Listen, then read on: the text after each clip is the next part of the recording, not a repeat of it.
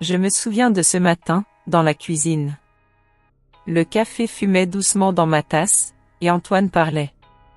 Il parlait de chiffres, de papier, de choses que je ne comprenais pas vraiment. Il m'a demandé de signer, juste un petit geste, disait-il. Il avait ce sourire, si confiant, si sûr de lui. Il pensait que j'étais distraite, préoccupée par la vie quotidienne. Que mes silences étaient un signe de ma fragilité. Avant de continuer, si vous le souhaitez, abonnez-vous à la chaîne et dites-moi doucement dans les commentaires d'où vous écoutez cette histoire, cela me ferait très plaisir. Il ne voyait pas que mes yeux observaient, que mon esprit enregistrait chaque détail. J'entendais le fond de sa voix, pas seulement les mots. Une petite chose, une signature, un murmure à peine audible. Mais c'était le début, la première brèche dans la digue.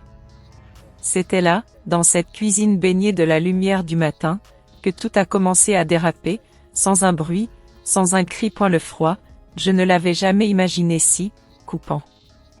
Il y a des douleurs qu'on pense connaître, celles du corps qui se déchire, celles de l'âme qui s'épuise. Mais celle-là, dehors, sur ce trottoir glacé de Paris, devant la clinique de la Muette, elle était d'une autre nature. C'était le froid de l'abandon. Je m'appelais Chloé Dubois. J'avais 38 ans.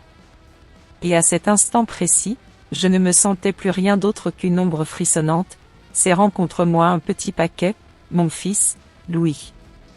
Né quelques heures plus tôt, à peine enveloppé dans la fine couverture de coton que l'on m'avait tendue. La neige tombait, légère, silencieuse, se posait sur mes cheveux, fondait sur ma peau exténuée. Je n'avais fait qu'un pas, à peine un, et les portes coulissantes de la clinique s'étaient refermées derrière moi. Un sifflement métallique, sec, comme un verdict. Elle m'avait enfermé dehors, comme si j'étais une étrangère, une nuisance. Je n'étais pas censée être seule. Non, pas ainsi. Mon corps tremblait encore des efforts de l'accouchement, et je me retrouvais là, dans l'air glacial, avec ce petit être si fragile contre ma poitrine. Antoine. Antoine avait promis. Il avait juré qu'il serait là. Qu'il me ramènerait à la maison, qu'il tiendrait notre bébé, qu'il arrangerait tout. Mais son dernier message, envoyé alors que je luttais contre la douleur des contractions, brillait encore, macabre, sur l'écran fissuré de mon vieux téléphone. Ce n'est plus mon problème. Débrouille-toi avec ton propre désordre. Ces mots. Ils brûlaient. Plus fort que le vent glacial qui me fouettait les joues. Je serrais Louis un peu plus fort, mes bras faibles, mes poings de suture lancinants. Chaque respiration était comme du verre brisé dans ma poitrine. J'ai essayé de me stabiliser, de m'appuyer sur la rampe métallique. Mais mes genoux ont cédé sous le poids de l'épuisement. Pendant un instant, j'ai cru que j'allais m'effondrer là, sur le trottoir de l'hôpital. Les voitures défilaient, leurs phares balayant mes yeux effrayés. Aucune ne ralentissait. Pour tous ces gens, j'étais invisible. Juste une femme de plus. Une vie que Paris avait mâchée, puis crachée sur un trottoir. S'il vous plaît, ai-je murmuré dans la nuit. Je ne savais même plus qui je suppliais. Dieu, le destin? N'importe qui? Ma vision s'est brouillée. Le monde a commencé à vaciller, à s'incliner. Et puis, à travers le tourbillon de neige, une longue limousine noire a ralenti. Elle s'est arrêtée juste devant moi. Le genre de voiture que je n'avais vue qu'avenue Montaigne, ou dans les films. La vitre a glissé, révélant un homme. Un visage que je connaissais.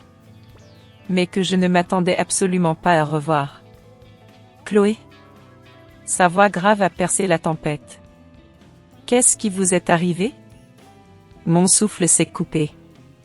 Et c'est à cet instant-là que mon destin entier, j'en suis certaine aujourd'hui, a basculé. Je n'avais aucune idée de ce qui m'attendait. Je n'avais jamais imaginé que ma vie se réduirait à un unique moment, sur ce trottoir froid, un nouveau-né dans mes bras, et un homme en qui j'avais cru, Antoine, qui s'était évanoui comme de la fumée. Mais bien avant que les portes de la clinique ne se referment sur moi, j'avais été une femme qui, peut-être, croyait trop au meilleur chez les autres. J'avais grandi dans un petit village en Normandie. Une petite maison louée, une mère qui faisait des doubles shifts.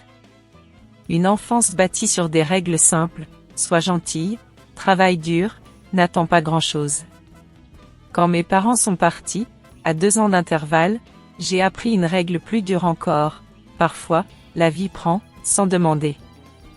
J'étais venue à Paris pour un nouveau départ. J'avais économisé, assez pour m'inscrire à une formation de technicienne en radiologie. J'aimais ce travail.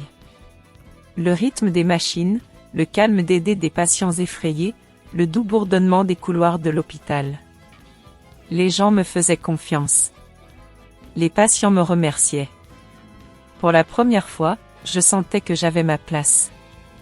Que j'existais. Puis Antoine Leclerc était entré dans ma vie. Il portait un parfum coûteux, un sourire trop poli. Des vêtements qui semblaient tout droit sortis d'une vitrine de la rue du Faubourg Saint-Honoré. Il m'appelait « ma belle », comme s'il possédait ce surnom. Il m'emmenait dans des bars sur les toits que je n'aurais jamais pu me permettre. Il me disait que je méritais plus que mon petit monde tranquille. Et j'y avais cru. Il m'avait dit qu'il m'aimait avant que je ne sois prête. Il avait emménagé dans mon petit appartement sans demander. Il avait commencé à me demander de l'argent, juste jusqu'à la prochaine paye, puis il utilisait ma carte de crédit quand je ne regardais pas. Pourtant, chaque fois que je doutais, il savait exactement quoi dire pour faire taire mes instincts. Tu t'inquiètes trop, ma chérie. Je m'occupe de nous. Quand j'avais découvert que j'étais enceinte, j'avais pleuré. De peur, oui. Mais aussi d'espoir. Peut-être que cela, enfin, ferait d'Antoine l'homme que j'imaginais qu'il pouvait être. Mais Antoine avait paniqué. Son charme s'était fissuré. Il avait commencé à rentrer tard, sentant un parfum qui n'était pas le mien. Il me blâmait pour son stress, pour le bébé, pour avoir ruiné sa vie. Pourtant, je m'étais accrochée. Je m'étais dit que les choses iraient mieux après la naissance. Elles ne l'ont pas fait. La semaine précédant mon terme, mon propriétaire m'avait envoyé un avis d'expulsion. Antoine avait joué l'argent du loyer. J'avais essayé de l'appeler, de le supplier de venir à l'hôpital quand les contractions avaient commencé. Il n'avait jamais répondu. Et quand il l'avait enfin fait, il avait mis fin à notre relation avec ce message cruel.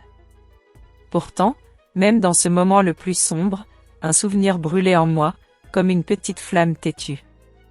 Une urgence, une nuit tardive, 1 an plus tôt.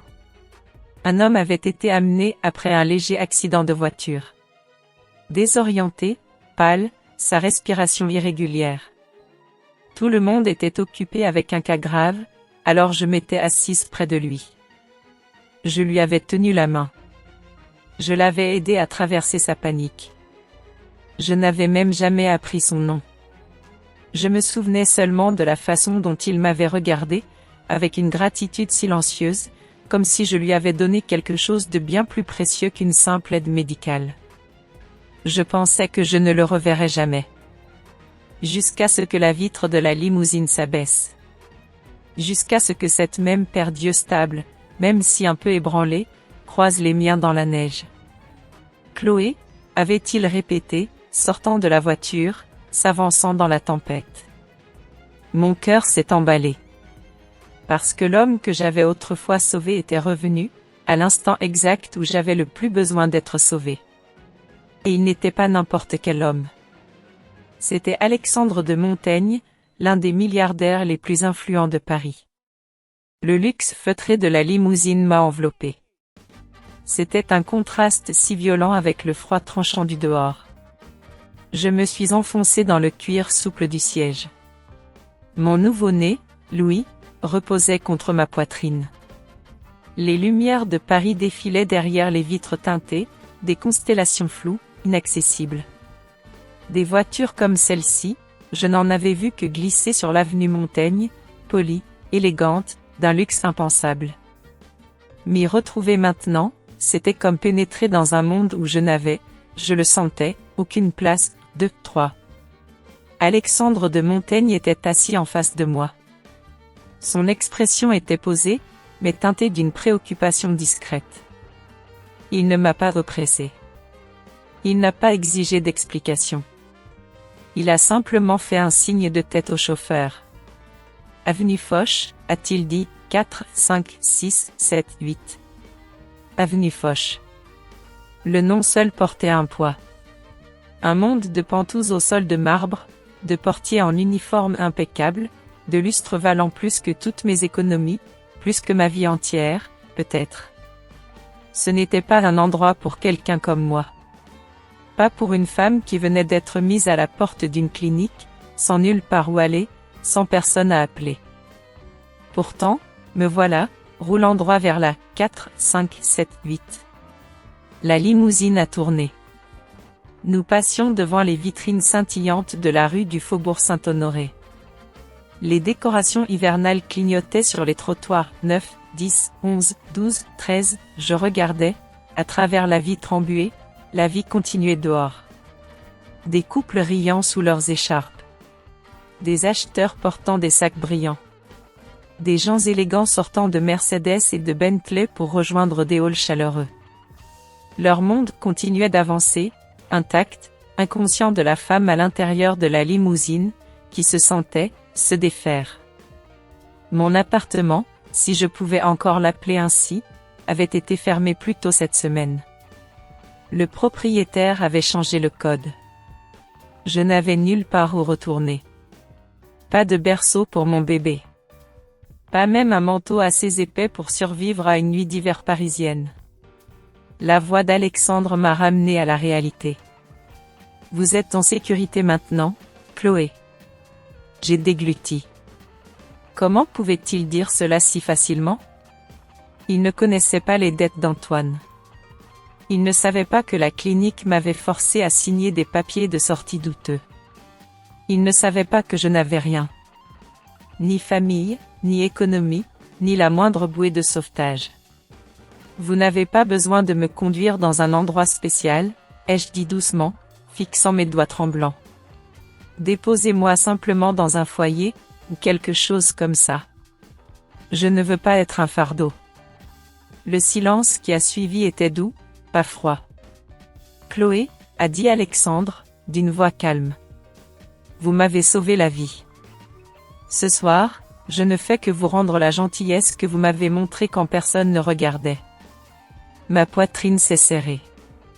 Personne ne m'avait parlé avec autant de sincérité depuis des années. La limousine a ralenti alors que d'imposants immeubles résidentiels apparaissaient. Des façades de pierre élégantes, des halls lumineux, des portiers en uniforme se tenant comme des sentinelles. Quand nous nous sommes arrêtés devant l'un d'eux, j'ai regardé les lettres dorées au-dessus de l'entrée. Le domaine de Montaigne. C'est votre immeuble, ai-je murmuré. Alexandre a hoché la tête. Je veux que vous soyez au chaud, en sécurité. Vous et le bébé. Mon souffle s'est fait tremblant. L'entrée en marbre seule semblait coûter plus que tout ce que je possédais. Un portier s'est précipité avec un parapluie. Un autre a ouvert les portes vitrées, saluant Alexandre avec un respectueux salut. J'ai hésité sur le seuil. Je n'entrais pas seulement dans un immeuble. J'entrais dans un monde qui ne m'appartenait pas. Un monde qui pouvait m'engloutir si je n'étais pas prudente. Alexandre m'a tendu la main. Entrez, Chloé, s'il vous plaît. J'ai fait un pas, chancelant. Et au moment où j'ai franchi cette porte, ma vie, et tous mes secrets, m'ont suivi de près. Ils attendaient de se heurter à une vérité que je n'étais pas prête à affronter. Antoine Leclerc avait toujours cru qu'il méritait plus. Plus d'argent, plus d'attention, plus d'admiration que ce que le monde semblait jamais vouloir lui donner. Même maintenant, assis dans un lounge sombre du centre de Paris, éclairé par des néons bleus et des ambitions surévaluées, il souriait à son reflet dans le miroir derrière le bar. Il a passé une main dans ses cheveux soigneusement coiffés. Il a ajusté le col de sa chemise importée. Et il a soulevé un verre de whisky qu'il n'avait pas les moyens de s'offrir. Il ne pensait pas à Chloé. Il ne pensait pas au bébé qu'elle avait mis au monde moins de 2 heures plus tôt. Il ne pensait pas au fait qu'il l'avait laissée seule dans le couloir d'une clinique, avec des contractions déchirant son corps. Pour Antoine, la responsabilité était une chose pour les autres. Il avait de plus grands projets. Des projets qui incluaient un client fortuné qu'il poursuivait depuis des mois. Un client dont l'approbation pourrait le propulser de simple gérant de magasin à un poste de direction. Un client qui fréquentait les mêmes lounges, buvait les mêmes alcools vieillis, jouait dans le même cercle social superficiel auquel Antoine voulait désespérément appartenir. Vous êtes célibataire maintenant, n'est-ce pas? A demandé une femme à côté de lui, faisant tournoyer ses cheveux.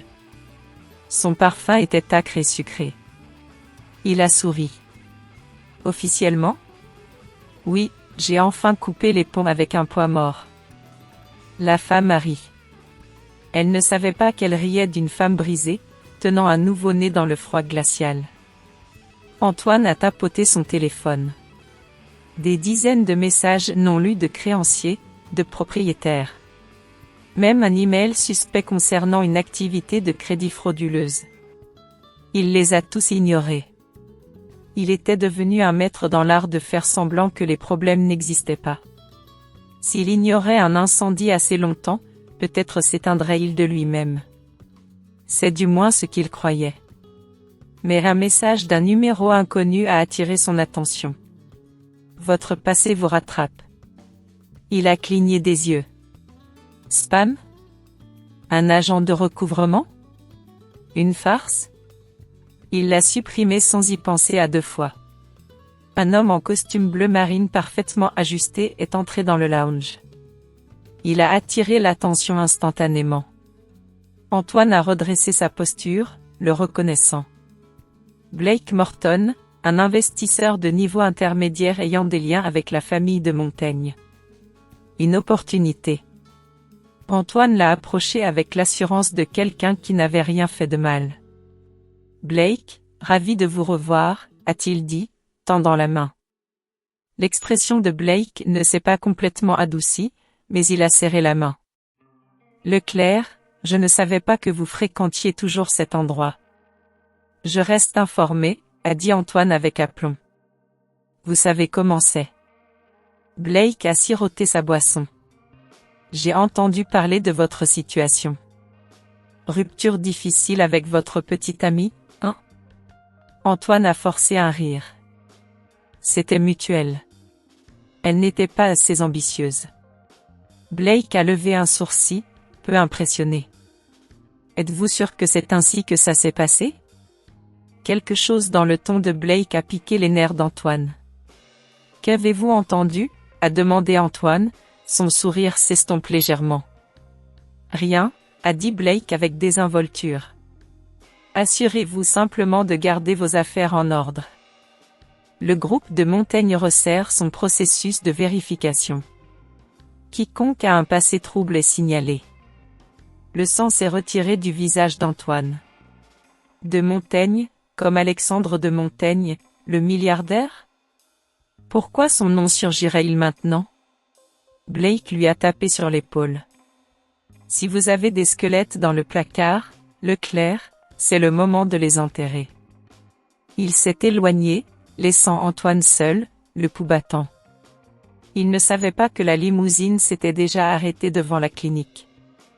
Il ne savait pas qu'Alexandre de Montaigne avait déjà retrouvé Chloé.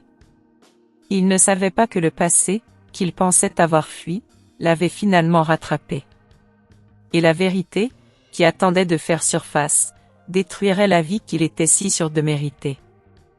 Je n'avais jamais imaginé que les moments suivant un accouchement pouvaient être si brutaux.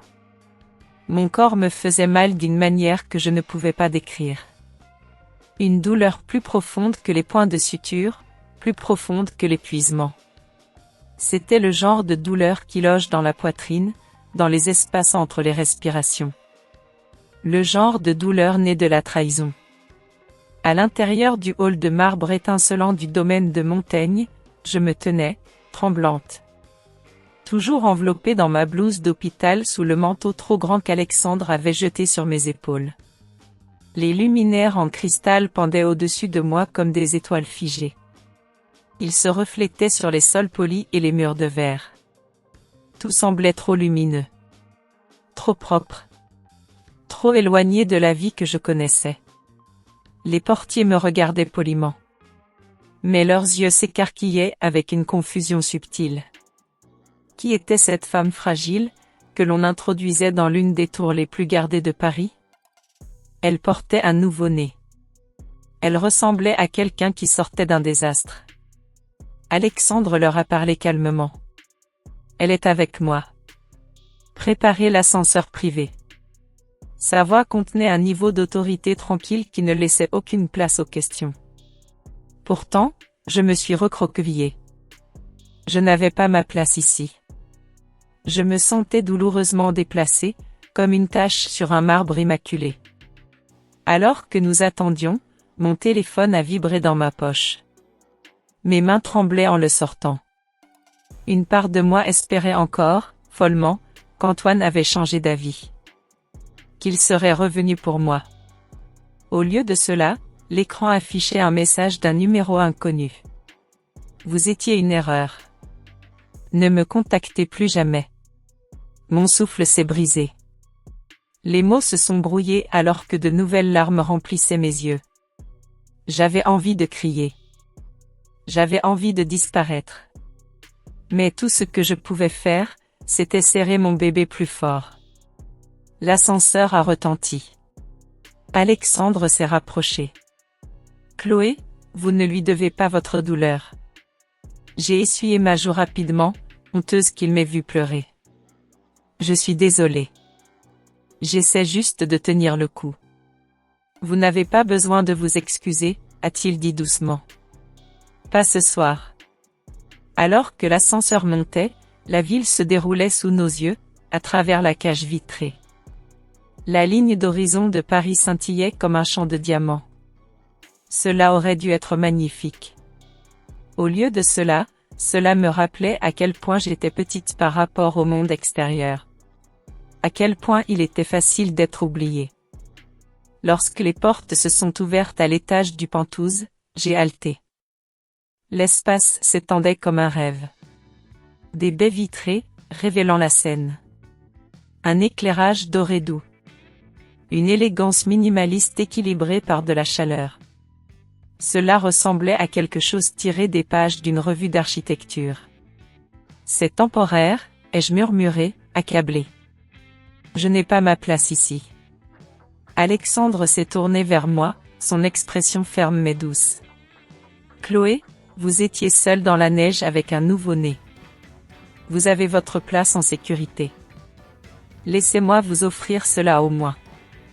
Mais pourquoi, ai-je demandé, la voix brisée. Pourquoi aider quelqu'un comme moi? Ses yeux se sont adoucis. Parce qu'une fois, quand j'étais au plus bas, vous n'êtes pas parti. J'ai dégluti. Mon cœur tremblait. Mais avant que je puisse répondre, l'interphone du Penthouse a bourdonné sèchement. Un ton urgent qui a fait froncer les sourcils d'Alexandre. La voix du portier a retenti, tendue et basse. Monsieur de Montaigne, quelqu'un est en bas et demande à voir Mademoiselle Dubois. Mon sang s'est glacé. J'ai serré mon bébé, le souffle coupé. Alexandre a croisé mon regard. Savez-vous qui c'est? J'ai hoché la tête, la peur m'envahissant. Une seule personne se présenterait après m'avoir abandonné. Antoine m'avait retrouvé. Bien plus tôt que je ne l'aurais jamais imaginé. J'ai senti mon estomac se tordre alors que la voix du portier résonnait dans le Penthouse. Antoine était en bas. Le même homme qui m'avait laissé seul, ensanglanté et en pleurs, dans une chambre d'hôpital. Le même homme qui m'avait dit que notre bébé était une erreur. Le même homme qui m'avait utilisé, vidé et jeté comme une vieille chaussette. Mes genoux ont flanché. Je me suis accroché au bras du canapé le plus proche pour me soutenir. Je ne peux pas le voir, ai-je murmuré, la gorge serrée. Pas comme ça. Pas après tout ce que... Alexandre s'est rapproché. Il ne m'a pas touché, mais a créé un espace protecteur autour de moi. Sa présence a stabilisé l'air. Vous n'avez pas à le faire, a-t-il dit calmement. Il ne montera pas, à moins que vous ne le souhaitiez. Je m'en assurerai. J'ai secoué la tête. Il ne devrait même pas être ici. Comment m'a-t-il trouvé? Il n'y avait qu'une seule réponse. Antoine paniquait. Quelque chose devait s'être passé. Quelque chose d'assez important pour l'envoyer courir directement vers la femme qu'il avait jadis rejetée. Mon cœur battait douloureusement. Pendant un instant, la pièce a semblé tourner. Je me suis effondré sur le canapé, serrant mon nouveau-né contre moi alors que de nouvelles larmes montaient à mes yeux. Le bébé a gémi, sentant ma détresse. Je suis désolé, ai-je murmuré au petit visage pressé contre ma poitrine. Je suis tellement désolé. J'avais l'impression de me défaire. Chaque once de force que j'avais gardée pendant ces dernières heures se dissolvait. J'avais survécu à l'accouchement seul. J'avais survécu au froid. J'avais survécu à l'abandon. Mais le poids émotionnel de tout cela, l'humiliation, la perte, la peur, tout cela s'est finalement abattu sur moi comme une vague. J'ai couvert mon visage d'une main, mes épaules tremblant. J'ai tellement essayé, ai-je murmuré en pleurant. J'ai essayé de faire en sorte que tout fonctionne. J'ai essayé de croire qu'il changerait. J'ai essayé d'être suffisante. Alexandre s'est agenouillé devant moi. Il ne me dominait pas. Il ne me plaignait pas. Il était simplement à mon niveau. Vous étiez plus que suffisante, a-t-il dit. Vous avez juste donné votre cœur à quelqu'un qui ne le méritait pas, ces mots n'ont pas guéri la douleur. Mais ils m'ont enveloppé comme une couverture chaude. Stable, ancrée, réelle. Le bébé a commencé à pleurer plus fort, me forçant à me concentrer. J'ai inspiré en tremblant et l'ai bercé, le serrant plus fort. Je ne peux pas m'effondrer, ai-je murmuré. Il a besoin de moi. Alexandre a hoché la tête. Et vous avez besoin de soutien. Laissez-moi gérer Antoine. Non, ai-je dit rapidement, la peur me serrant de nouveau la poitrine. S'il est là, c'est parce que quelque chose s'est passé. Il ne se montre que s'il veut quelque chose. Je n'avais pas tort. Antoine ne venait que s'il voulait de l'argent, des faveurs, ou que quelqu'un nettoie ses dégâts. Une sombre appréhension s'est installée dans mon estomac. Et s'il est là pour me menacer? Ou m'accuser? Ou pire? L'expression d'Alexandre s'est durcie. Un côté protecteur émergeant sous son calme extérieur. Il ne vous touchera pas. Pas dans cet immeuble. Pas en ma présence. La conviction dans sa voix m'a coupé le souffle. J'ai caressé la joue de mon bébé d'une main tremblante. Je ne pense pas pouvoir lui faire face, ai-je murmuré. Pas ce soir. Pas après tout ça. Vous n'avez pas à le faire, a répété Alexandre doucement. Je vais descendre. Je vais savoir pourquoi il est là. Vous restez avec votre fils. J'ai hoché la tête lentement. L'épuisement m'envahissait comme une marée que je ne pouvais plus combattre. La pensée d'Antoine, debout devant l'immeuble, me faisait frissonner. Mais la pensée qu'Alexandre l'affronte m'a apporté un léger éclair de sécurité. Alexandre s'est levé, m'adressant un dernier regard rassurant avant de se diriger vers l'ascenseur privé. J'ai retenu mon souffle lorsqu'il a disparu à l'intérieur. Parce qu'au fond de moi, je savais une chose, quoi qu'Antoine veuille, ce ne serait pas simple. Et ce ne serait certainement pas bon. Les portes de l'ascenseur se sont refermées derrière Alexandre avec un clic sourd, me laissant seul dans le pantouse silencieux. J'ai pressé ma joue contre la tête douce de mon nouveau-né, inhalant sa chaleur. J'essayais d'empêcher mes pensées en spirale de m'engloutir. Antoine était en bas. Antoine, qui ne se montrait que s'il voulait quelque chose. Antoine, qui m'avait jeté dans le froid, à la fois littéralement et émotionnellement. J'ai dégluti. J'ai arpenté lentement le sol poli. Que pouvait-il bien vouloir maintenant? En bas, Alexandre est sorti de l'ascenseur et est entré dans le hall. La chaleur du penthouse a disparu instantanément, remplacée par le courant d'air frais de l'entrée du bâtiment. Debout près de la réception se tenait Antoine Leclerc. Il était froissé, en sueur, essayant et échouant de paraître confiant.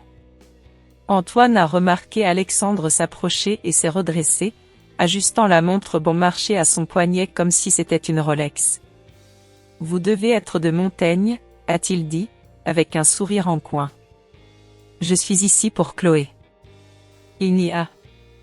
Alexandre n'a pas scié. « Elle ne vous verra pas. » Antoine a ricané. « C'est drôle. Vraiment drôle. Vous pensez pouvoir décider ça? » Il s'est penché en avant, la voix basse. « C'est la mère de mon enfant.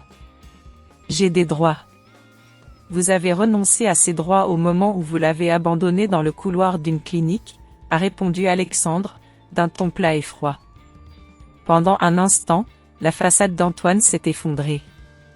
Sa mâchoire s'est serrée. Puis il a forcé un rire. Écoutez, mec. Je suis juste venu parler. Clarifier les choses. Elle est émotive. Vous savez comment sont les femmes. Alexandre s'est rapproché. Les mots d'Antoine se sont enlisés. Vous ne parlerez pas d'elle de cette façon, a dit Alexandre tranquillement. Le genre de calme qui contient des arêtes vives. Ni ici, ni jamais. Antoine a dégluti. Sa confiance vacillait. D'accord, peu importe. J'ai juste besoin de la voir. Et j'ai besoin qu'elle me signe quelque chose. Signer quoi? Antoine a hésité. Mais seulement un instant. Il a sorti un document plié de la poche de sa veste et l'a tapoté de 2 doigts. Juste des trucs financiers, a-t-il dit. Rien de grand. Juste un nettoyage. Vous savez comment c'est. Alexandre lui a pris le papier, le dépliant. Son expression s'est assombrie instantanément. Vous avez falsifié sa signature, a dit Alexandre. Ce n'était pas une question. Le visage d'Antoine est devenu pâle. Ce n'est pas comme ça. J'ai juste. Elle me doit. Et elle doit prendre la responsabilité de la dette. Vous avez contracté la dette, a coupé Alexandre. En son nom. La bouche d'Antoine s'est ouverte, mais aucun son n'en est sorti. Vous avez commis une fraude, a poursuivi Alexandre, sa voix basse, empreinte de dégoût. Et maintenant, vous essayez de la piéger pour qu'elle assume les conséquences. La voix d'Antoine s'est élevée, désespérée. Si elle ne signe pas, je suis ruiné. Mon travail, mon crédit, mon avenir. Tout s'effondre. Vous ne comprenez pas. C'est moi qui me noie. Alexandre a plié le papier soigneusement. Précisément. Chloé est celle qui se noie. Vous l'avez poussée à l'eau. Antoine a fait un pas en avant, la panique éclatant dans ses yeux. Laissez-moi la voir, de Montaigne. Je vous préviens. Si elle ne règle pas ça, je jure que vous allez. Quoi? A demandé à Alexandre doucement. Antoine a vacillé. Tout le monde dans le hall le regardait maintenant. Il a tiré sur sa veste, essayant de restaurer une dignité qu'il n'avait plus. Je ne partirai pas sans elle, a marmonné Antoine. Vous ne pouvez pas me garder dehors. Alexandre n'a pas bougé. Il n'a pas élevé la voix. Il a simplement prononcé une phrase qui a figé Antoine sur place. Vous l'avez déjà perdu. Avant qu'Antoine ne puisse répondre, l'ascenseur privé a retenti derrière Alexandre. Et la silhouette tremblante de Chloé est apparue à l'entrée. J'étais descendu. Et ce que j'allais entendre ensuite briserait les morceaux fragiles de mon cœur une fois de plus. Je me suis demandé, si parfois, les plus petits instants de gentillesse ne sont pas les fils invisibles du destin, nous liant à des personnes inattendues? Un simple acte de bonté peut-être, change toute une vie, n'est-ce pas? Mes jambes, j'avais l'impression qu'elles étaient faites de sable, tandis que je sortais de l'ascenseur privé pour entrer dans le hall. Mon bébé dormait contre mon épaule, inconscient de la tempête qui faisait rage entre les deux hommes qui se faisaient face. Antoine s'est figé au moment où il m'a vu. Le dédain arrogant de sa posture a disparu. Ses yeux ont fait un va-et-vient, du bébé à mon visage.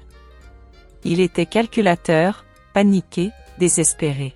« Ma belle » a-t-il murmuré. Il a plaqué sur son visage un sourire qui m'avait trompé autrefois, mais qui ne me tromperait plus jamais. « Je suis venu te ramener à la maison. » « À la maison ?» Le mot avait un goût de poison. J'ai serré mon fils plus fort. « Nous n'avons plus de foyer, Antoine. Vous vous en êtes assuré. » L'expression d'Antoine a tressailli. « Allez, ma chérie. Ne sois pas dramatique. J'ai juste dit des choses. Tu sais comment le stress agit. » Non. Ma voix a claqué dans l'air comme du verre brisé. Vous m'avez abandonné pendant mon accouchement.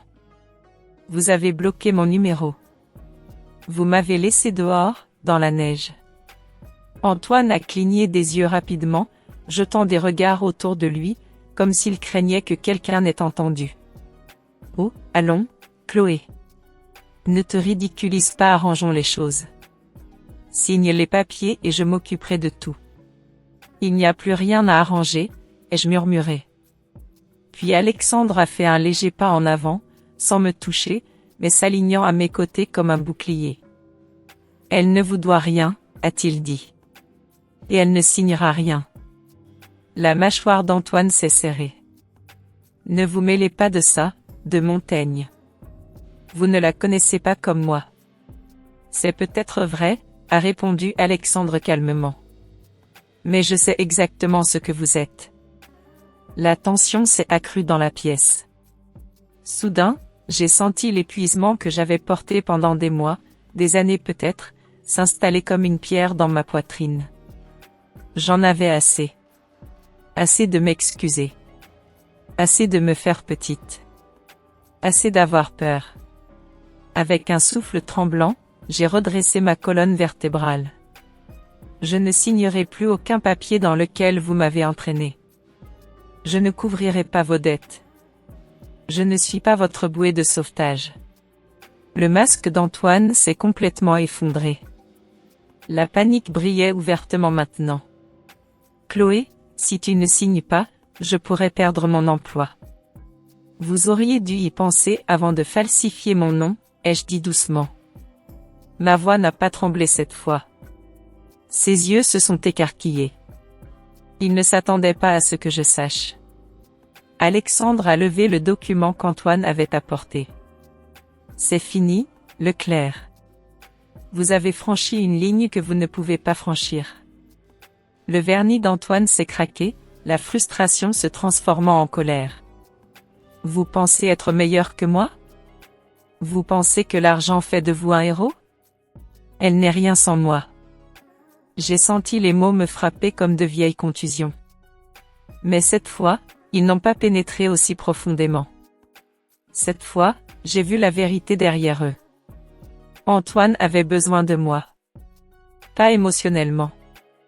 Pas sentimentalement. Il avait besoin de moi parce que j'étais la seule personne qu'il pouvait contrôler. Plus maintenant. J'ai relevé le menton. Je ne suis peut-être rien pour vous, Antoine, mais je ne suis pas rien pour moi-même. Le silence a envahi le hall. Puis Alexandre a posé une main douce sur le bas de mon dos, me guidant vers l'ascenseur qui attendait. Nous en avons fini ici, a dit Alexandre fermement. Je suis entré dans l'ascenseur, mon nouveau-né contre ma poitrine, mon cœur battant. Juste avant que les portes ne se referment, j'ai vu l'expression d'Antoine se tordre. De la colère à la peur, puis à quelque chose de plus sombre encore. Il ne s'éloignait pas. Il n'abandonnait pas. Et le prochain coup qu'il ferait serait bien plus dangereux que tout ce qu'il avait fait auparavant. Lorsque les portes de l'ascenseur se sont finalement refermées, j'ai laissé échapper un souffle tremblant que je n'avais pas réalisé retenir. Mon bébé s'est blotti doucement contre ma poitrine, ses petits doigts s'accrochant à ma blouse d'hôpital, comme s'il essayait de m'ancrer. Alexandre se tenait à mes côtés dans la montée silencieuse. Aucun de nous ne parlait. La tension de la confrontation en bas persistait dans l'air comme de la fumée, âpre, amère, tenace. « Ça va ?» a demandé Alexandre doucement. J'ai hoché la tête. Bien que ce ne soit pas tout à fait vrai. Ça ira. Il m'a jeté un regard qui disait qu'il ne me croyait pas tout à fait, mais qu'il respectait ma réponse. Quand nous avons de nouveau atteint le Penthouse, la chaleur semblait presque irréelle. Je me suis dirigé vers la fenêtre, regardant les lumières de la ville. Paris scintillait comme un ciel fait de diamants. Si loin de la vie que j'avais vécue quelques heures plus tôt. Mais le moment de calme n'a pas duré. Parce qu'en bas, Antoine Leclerc ne partait pas. Il arpentait le hall de marbre, sa respiration rapide et irrégulière. Chaque fois qu'il jetait un coup d'œil aux portes de l'ascenseur, sa mâchoire se serrait. Son esprit tournait. Non pas de regret. Non pas de culpabilité. Mais de calcul. Pendant des années, il s'était débrouillé en manipulant des gens trop gentils ou trop silencieux pour se défendre. Chloé avait été sa cible la plus facile. Il ne pouvait pas se permettre de la perdre maintenant. Pas avec les agents de recouvrement qui rôdaient. Pas avec le prêt frauduleux qu'il avait contracté en son nom, et qui approchait de la découverte. Pas alors que son emploi ne tenait déjà qu'à un fil. Son téléphone a de nouveau vibré. Un autre numéro inconnu. Cette fois, le message a fait s'arrêter son cœur. Si le compte n'est pas réglé intégralement d'ici vendredi, la police interviendra. Pas une arnaque. Pas un bluff. De vrais ennuis. Sa gorge s'est serrée douloureusement. Non, non, non, non. Il ne pouvait pas laisser cela arriver. S'il sombrait, il entraînerait tout le monde avec lui. Y compris Chloé. Il avait besoin de sa signature. Il avait besoin de son silence. Et maintenant, elle était en sécurité, cachée derrière les murs gardés du Penthouse d'Alexandre de Montaigne. C'est ce qui le terrifiait le plus. Parce qu'Antoine savait exactement qui était Alexandre de Montaigne. Tout le monde dans la sphère financière de Paris le savait. Un homme de pouvoir. D'influence. Un homme qu'Antoine avait ouvertement raillé dans un email délirant lors d'une nuit de beuverie, des mois auparavant. Un email qu'Antoine avait prié pour qu'il reste enterré. Mais si de Montaigne voyait cet email, si de Montaigne le liait aux documents falsifiés, sa carrière n'exploserait pas seulement. Elle disparaîtrait. Le portier s'est approché avec prudence. Monsieur, si vous n'êtes pas résident ou un invité approuvé, je dois vous demander de partir. Antoine a forcé un sourire qui n'atteignait pas ses yeux. J'attends juste quelqu'un. Le portier n'a pas bougé. Monsieur, veuillez sortir. Le sourire d'Antoine a disparu. D'accord, a-t-il claqué. Puis, plus doucement, mais ce n'est pas fini. Dehors, la nuit froide lui mordait la peau. Il a enfoncé ses mains dans ses poches, arpentant sous l'auvent. Ses yeux se sont levés vers les fenêtres du Penthouse, brillant doucement contre la ligne d'horizon. À l'intérieur de cet appartement chaleureux, Chloé était en sécurité. Protégée. Soutenue. Et Antoine détestait ça. Ce n'est pas fini, ma belle, a-t-il marmonné entre ses dents. Tu me dois. Tu me dois encore. Au-dessus de lui, les lumières du Penthouse se sont légèrement tamisées. Un signe que quelqu'un était entré dans le salon. Une ombre a traversé la fenêtre. Et à cet instant, Antoine a réalisé quelque chose de glaçant. Il ne se battait plus seulement contre Chloé. Il se mesurait à Alexandre de Montaigne. et cette bataille pouvait le détruire complètement. Le lendemain matin, je me suis réveillé le cœur lourd. L'ouragan Antoine s'était calmé, mais l'atmosphère du Penthouse était encore chargée d'une angoisse invisible. Mon fils dormait toujours profondément dans son berceau, le petit ange ignorant tout du combat que sa mère menait, un combat qui me dépassait. J'ai cherché mon téléphone, espérant trouver un peu de répit, mais j'ai vu une notification glaçante, activité suspecte sur votre compte. Mes mains tremblaient. Des transactions étranges, des numéros inconnus, apparaissaient comme une tache sur mon relevé bancaire. Un malaise m'envahit, me poussant vers l'ordinateur d'Alexandre. Peut-être devrais-je vérifier plus attentivement. En me connectant à mon compte bancaire en ligne, tout s'est effondré. Une série de prêts et de cartes de crédit frauduleux, tous à mon nom, étaient liés à un nom étrangement familier, Groupe Mercier et Associés. Le montant total s'élevait à plusieurs millions d'euros. Mon cœur s'est arrêté de battre. J'étais paralysé, glacé. Antoine avait parlé de ses papiers, mais il ne s'agissait pas simplement de petites dettes. C'était un vaste réseau. Frénétiquement, j'ai tapé « Groupe Mercier et Associés » dans la barre de recherche. Une série de titres est apparue, tranchant et terrifiant, escroquerie financière et fuite de données, 4. Puis un autre titre m'a frappé comme un coup fatal, lié à l'ancien associé d'Alexandre de Montaigne. Le monde s'est effondré autour de moi. Alexandre. Ce nom tournait en boucle dans ma tête. Impossible. C'était lui qui m'avait protégé. C'était lui qui m'avait amené dans ce refuge. Mais Antoine m'avait dit qu'Alexandre était puissant, influent. Et maintenant, son nom est mêlé à un scandale financier de grande ampleur, lié aux documents falsifiés à mon nom. Je me sens piégé, cruellement exploité. De victime d'Antoine, je suis devenu un pion dans un jeu qui me dépasse, un pion dont j'ignore tout, et qui manipule qui. La peur s'insinue en moi, non seulement pour moi, mais aussi pour mon fils. Quel sera son avenir si je suis mêlé à tout ça? Si je suis considérée comme complice, alors que je suis totalement innocente? Une colère brûlante et amère s'embrase en moi. Quel crime ai-je commis? Pourquoi dois-je endurer tout cela? La suspicion envers Alexandre grandit, une flamme froide consumant la confiance naissant en moi. Est-il au courant? Ou est-il complice, lui aussi? Toute sa gentillesse, sa protection, n'était-elle qu'une mascarade pour parvenir à ses fins? Je contemple le luxueux Penthouse, ce n'est plus un havre de paix, mais une cage dorée où je réalise peu à peu que je suis prisonnière.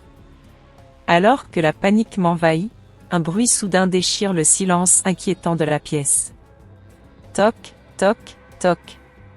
Ce n'était pas la sonnette habituelle, mais des coups frénétiques et violents, comme si quelqu'un essayait d'enfoncer la lourde porte en bois. Je me suis raidi.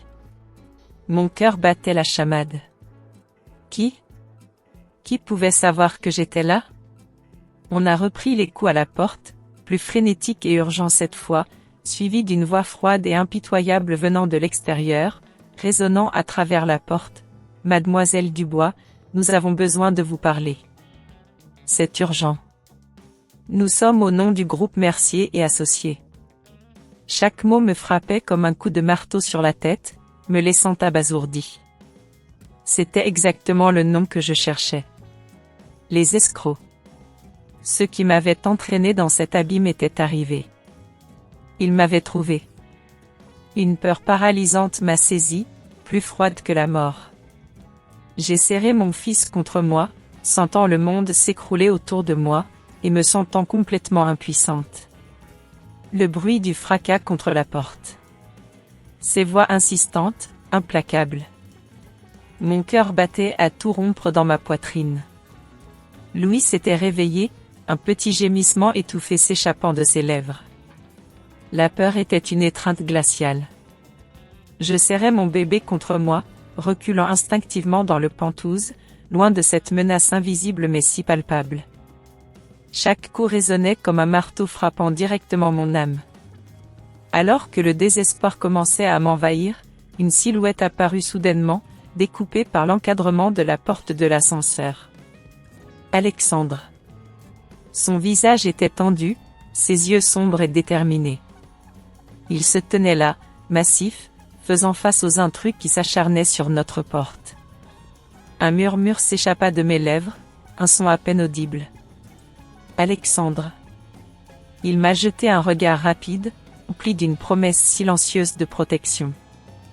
Puis, sa voix a retenti, claire et autoritaire, perçant le brouhaha. C'est fini. Vous n'irez pas plus loin. Les coups cessèrent un instant. Une tension suffocante planait dans l'air. J'entendais des chuchotements, des échanges rapides et menaçants de l'autre côté de la porte.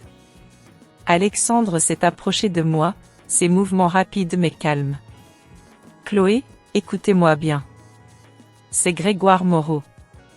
Il est derrière tout cela. Son nom m'a frappé, celui qui avait été mentionné dans les articles, l'ancien partenaire.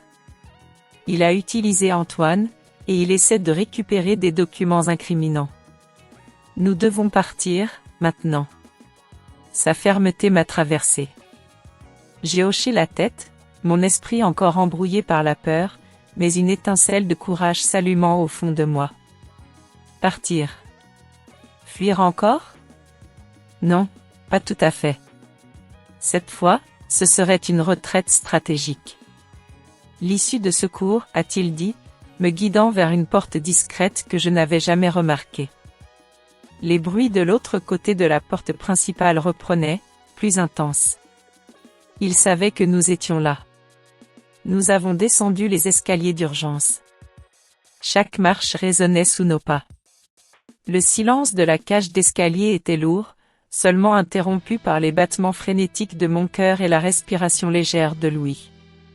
Soudain, à un étage inférieur, une silhouette familière apparut. Antoine. Il avait l'air échevelé, les yeux écarquillés par la panique, le visage blafard. Il ne nous avait pas vus tout de suite. Il parlait à lui-même, des bribes de phrases s'échappant de ses lèvres tremblantes. Grégoire. Il m'a piégé. Je ne voulais pas. Je ne savais pas que ça irait si loin. Mon souffle s'est coupé. Grégoire. Antoine était aussi une victime. Ou du moins, il se croyait tel. Il s'est retourné, nos regards se sont croisés. La surprise a balayé son visage, remplacé par une nouvelle vague de terreur. Chloé. Alexandre. Alexandre a agrippé mon bras, me poussant à accélérer. Nous n'avons pas le temps, Chloé. Mais la révélation d'Antoine avait allumé quelque chose en moi. Une indignation froide. Ce n'était pas seulement son jeu, c'était aussi le sien. La course s'est intensifiée. Nous entendions des bruits derrière nous, des pas lourds qui se rapprochaient. L'adrénaline pompait dans mes veines. Chaque fibre de mon corps était tendue, concentrée sur un seul objectif, protéger Louis. Les souvenirs des mois de terreur, de l'abandon, de la trahison, tout remontait à la surface. Je n'étais plus la femme apeurée, silencieuse. J'étais une mère, et cette force était inébranlable. Enfin, les portes du sous-sol se sont ouvertes sur le vaste espace du parking. La lumière crue des néons inondait la zone. Plusieurs hommes en uniforme attendaient, la sécurité d'Alexandre. Ils ont rapidement cerné Antoine, qui tentait de s'échapper, hurlant des explications décousues. À peine avions-nous le temps de reprendre notre souffle qu'une autre équipe est apparue, celle du groupe Mercier et Associés. Ils étaient plus nombreux que je ne l'aurais imaginé. La confrontation était inévitable, se déroulant sous les lumières froides du parking. Alexandre s'est avancé, sa voix puissante et résonnante dans l'espace. Grégoire Moreau pensait pouvoir agir dans l'ombre. Il tenait une mallette fine. Il a orchestré un réseau de fraude financière, utilisant des identités volées, dont celle de Chloé, pour contracter des prêts et des dettes colossales. Il a ouvert la mallette, révélant une liasse de documents. Des preuves. Des preuves irréfutables. Antoine Leclerc, ici présent, a été son complice. La voix d'Alexandre a percé l'air.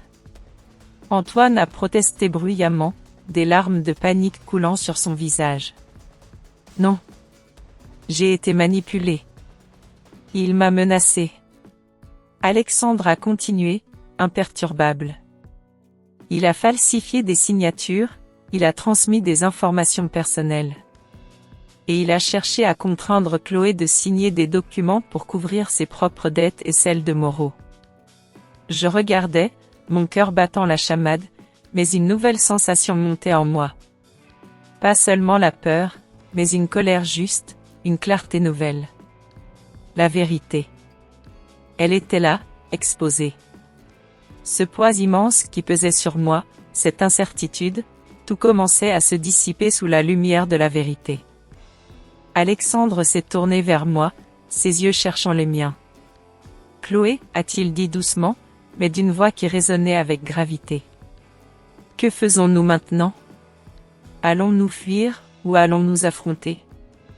Je tenais Louis serré contre ma poitrine, son petit corps chaud contre le mien. Ce n'était plus le bébé endormi, inconscient du danger. C'était mon fils, mon avenir. Et je ne pouvais plus reculer. Je ne pouvais plus le laisser grandir dans l'ombre de la peur, sous la menace constante de ceux qui cherchaient à nous faire du mal. Un calme étrange m'a envahi. La peur n'avait pas disparu entièrement, mais elle était désormais mêlée à une détermination inébranlable. Je me suis redressé, mon regard fixant Alexandre, puis balayant les visages des hommes de Mercier et associés, et enfin celui d'Antoine, pathétique et apeuré. « Je ne cours plus, ai-je dit, ma voix était étonnamment ferme, claire, remplie d'une force que je ne me connaissais pas, je ne courais plus jamais. Chaque mot était une affirmation, une promesse faite à moi-même et à mon fils. » Alexandre a souri, un sourire teinté de soulagement et de fierté. « Alors, que faisons-nous ? » « Nous allons tout révéler, ai-je répondu, ma voix gagnant en assurance. « Nous allons utiliser ces preuves. Nous allons exposer Grégoire Moreau et Antoine. Nous allons faire en sorte que justice soit faite. » La décision était prise. Le chemin de la fuite était terminé. Il était temps de se battre. C'était une sensation puissante, cette détermination nouvelle. Comme si un poids gigantesque venait d'être soulevé de mes épaules. Le rôle de victime, je le rejetais. Je n'étais plus Chloé, la femme apeurée. J'étais Chloé, la mère, prête à tout pour protéger son enfant, prête à affronter la tempête pour trouver la paix. Et cette force, personne ne pourrait jamais me l'enlever. C'était le début d'un nouveau chapitre. Le sous-sol du garage résonnait. L'air était épais, chargé de tensions et de menaces invisibles. Face à moi, Antoine, dont le visage déformé par la panique, n'était plus que l'ombre de l'homme que j'avais connu. Puis, un autre homme est apparu. Grand, les traits durs, un regard froid. Grégoire Moreau. Son nom résonnait de manière sinistre dans mon esprit. Il était là, l'orchestrateur de tout ce chaos. Il a fait un pas en avant, son regard se posant sur moi avec une intensité glaçante. « Mademoiselle Dubois » a-t-il dit, sa voix était calme, mais elle portait une autorité implacable. « Vous êtes le point faible d'Alexandre. Il vous protège.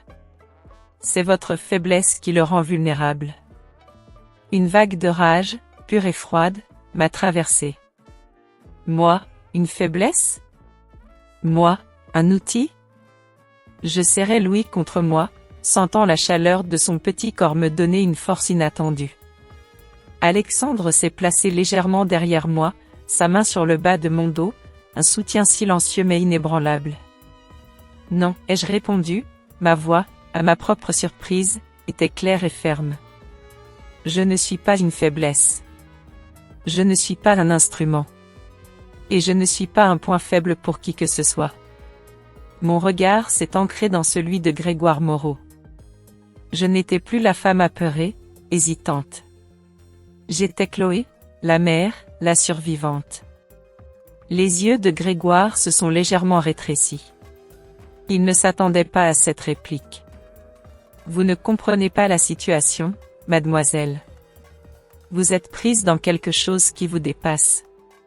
Au contraire, ai-je rétorqué, un sourire amer affleurant mes lèvres. Je comprends parfaitement. C'est vous qui ne comprenez pas. J'ai pris une profonde inspiration, puis j'ai lâché la bombe que j'avais préparée. J'ai envoyé tous les documents. Toutes les preuves de votre fraude. Aux journaux. Un silence stupéfait a rempli le garage. Le visage de Grégoire Moreau s'est figé. La panique a éclaté sur le visage des hommes du groupe Mercier et Associés. Immédiatement, leurs téléphones ont commencé à vibrer. Des sonneries multiples ont percé le silence tendu. Leurs yeux se sont écarquillés, leurs expressions trahissant la consternation. L'un d'eux a balbutié, lisant à voix haute les gros titres qui s'affichaient sur son écran. Scandale de fraude d'identité révélé, non lié à groupe Mercier et Associés fuités. Le jeu était terminé. La vérité, comme un raz de marée, venait de tout emporter sur son passage. Presque au même instant, des sirènes ont retenti, perçant l'air de la nuit. Des voitures de police ont fait irruption dans le garage, leurs gyrophares bleus et rouges balayant l'espace. Des policiers en uniforme ont convergé vers nous, l'autorité de la loi enfin présente. Antoine a été le premier à être interpellé. Il s'est tourné vers moi, les yeux implorants, tendus. Chloé. Ma belle. S'il te plaît. Aide-moi. Une dernière fois. Ses supplications étaient pathétiques, désespérées. Je les regardais. Il n'y avait plus de colère en moi, juste une profonde lassitude. Antoine, ai-je dit calmement, ma voix était douce mais inébranlable. J'ai fait tout ce que j'ai pu pour vous. Et vous avez tout gâché. Je me suis détournée. Il n'y avait plus rien à dire. Il n'y avait plus rien à faire. Grégoire Moreau, malgré son calme apparent, a été menotté à son tour. Il m'a jeté un dernier regard, un mélange de haine et de respect forcé. Je l'ai ignoré. Les policiers ont commencé à rassembler les preuves, à prendre les dépositions. L'agitation était palpable. Mais au milieu de ce tumulte, je me suis senti vide. Une immense fatigue m'a envahi, une lassitude profonde qui venait de toutes ces années de lutte. Pourtant, il y avait aussi un soulagement infini. Une paix tranquille s'est installée, le sentiment que justice avait été rendue, non pas pour la vengeance, mais pour la vérité. J'ai serré Louis, mon petit miracle, contre moi. Tout ce que j'avais fait, je l'avais fait pour lui. Ce n'était pas une victoire éclatante, une jubilation bruyante. C'était une sensation plus profonde, plus silencieuse. La satisfaction d'avoir fait ce qui était juste.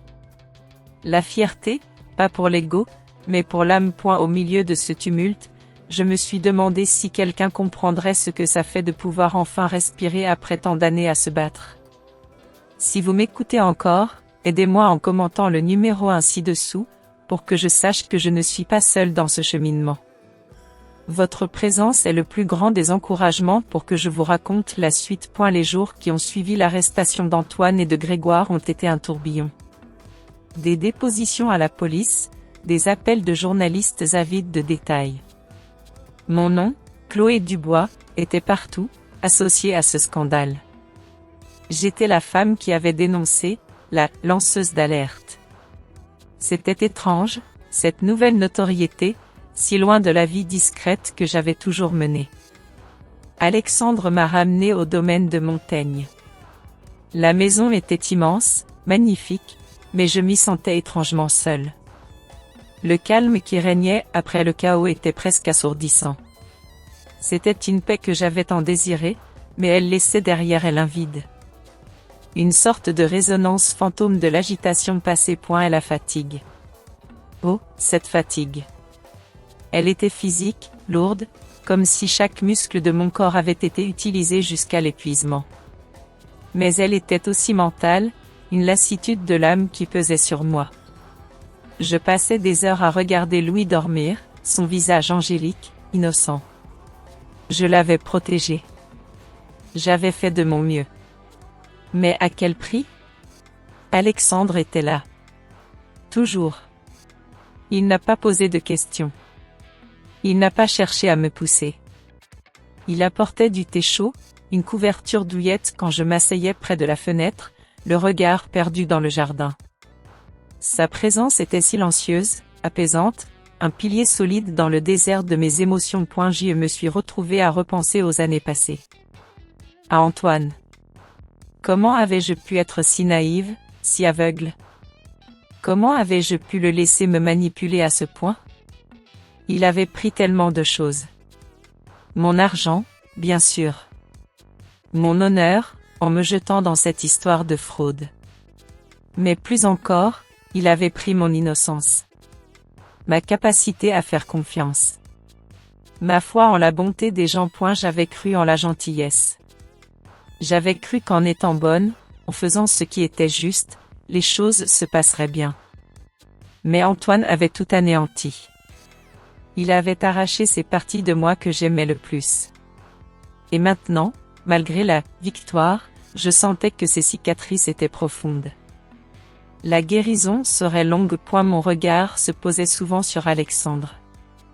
Il avait été mon sauveur, mon protecteur. Il était là, offrant un soutien inconditionnel. Mais même avec lui, une prudence persistait en moi.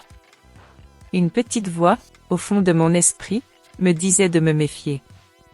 Après tout ce que j'avais vécu, pouvais-je vraiment faire confiance? Pouvais-je me permettre de me reposer entièrement sur quelqu'un?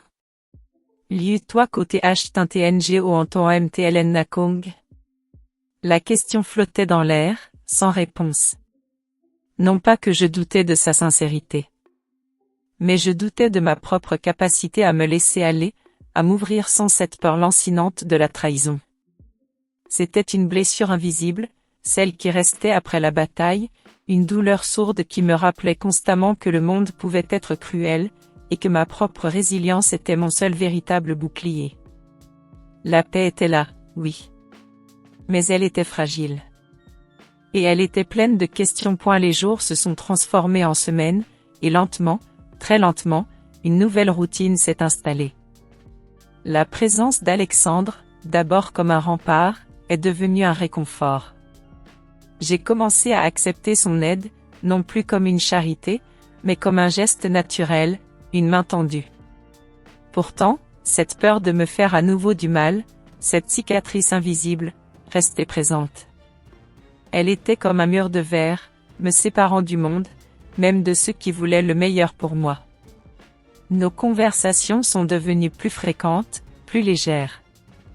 Nous parlions de Louis, de ses petits progrès, de Paris et de ses lumières scintillantes, de choses simples, anodines. Alexandre ne cherchait pas à me sauver. Il ne me posait pas de questions intrusives sur mon passé avec Antoine. Il était juste là, attentif, à l'écoute.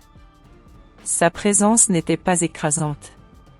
Elle était douce, constante. Et elle avait aménagé une chambre pour Louis et moi. Une pièce lumineuse, avec une vue imprenable sur le jardin. Ce n'était pas une chambre d'invité. C'était une place, une vraie place. Comme si je faisais partie de la maison, de la famille. Ce respect pour mon espace, pour mon statut de mère, m'a touché plus que je ne l'aurais cru. J'observais Alexandre avec Louis. Sa tendresse envers le bébé était palpable. Il le portait avec une telle délicatesse, ses grands doigts traçant doucement le long du petit bras de mon fils. Il riait des babillements de Louis, et dans ses yeux, je voyais une sincérité désarmante. Cette douceur inattendue chez un homme d'affaires aussi puissant commençait à faire fondre les couches de glace autour de mon cœur. Un après-midi, alors que Louis dormait paisiblement et que nous buvions un thé dans le salon, je lui ai parlé, pour la première fois, de mes doutes, de ma honte. Il m'a écouté sans m'interrompre. Puis, il a dit quelque chose qui a fait écho profondément en moi, quelque chose que je n'avais jamais entendu auparavant. « Chloé, a-t-il dit, sa voix était calme et profonde. vous avez protégé votre fils avec tout ce que vous aviez. Ce n'est pas un échec, c'est une force. Ces mots ont brisé quelque chose en moi. Une digue s'est ouverte. Ce n'était pas de la pitié. C'était de la reconnaissance. C'était de la compréhension. Et c'était la vérité. Je n'avais pas été faible. J'avais été forte, à ma manière. Peu à peu, j'ai commencé à me permettre de m'appuyer sur lui. À sentir la chaleur de sa présence. Un sentiment nouveau, doux et réconfortant, a commencé à éclore en moi. Ce n'était pas l'excitation fiévreuse que j'avais ressentie autrefois avec Antoine, qui n'était que de la dépendance déguisée. C'était une paix. Une sécurité. Une reconnaissance mutuelle. Je réalisais qu'Alexandre ne voyait pas en moi une victime à sauver, ni un trophée à exhiber. Il voyait Chloé. La femme, la mère, avec mes forces, mes faiblesses, mes cicatrices. Et il respectait cela. J'ai commencé à me reconstruire. Non pas comme l'ancienne Chloé, mais comme une nouvelle Chloé. Plus forte, plus sage. Et, peut-être, prête à aimer à nouveau, avec un cœur, certes meurtri, mais pas brisé. Un soir, Paris scintillait à travers la baie vitrée du Penthouse. Louis dormait profondément, son souffle léger emplissant la chambre voisine. Alexandre se tenait à mes côtés, le regard perdu dans les lumières de la ville. Le silence entre nous n'était plus pesant. Il était complice, empli d'une compréhension mutuelle. Il s'est tourné vers moi, ses yeux bleus reflétant les lumières lointaines. Sa voix était douce, sans aucune emphase, mais chaque mot portait un poids, une sincérité que je n'avais jamais ressentie auparavant. Chloé, a-t-il commencé, et mon cœur a manqué un battement. Je veux que vous et votre fils restiez. Pas parce que vous avez besoin d'un abri, pas par pitié. Mais parce que vous méritez une maison, une vraie maison. Il a pris une courte pause. Et parce que je tiens à vous plus que je ne l'aurais cru, plus que je ne peux l'ignorer.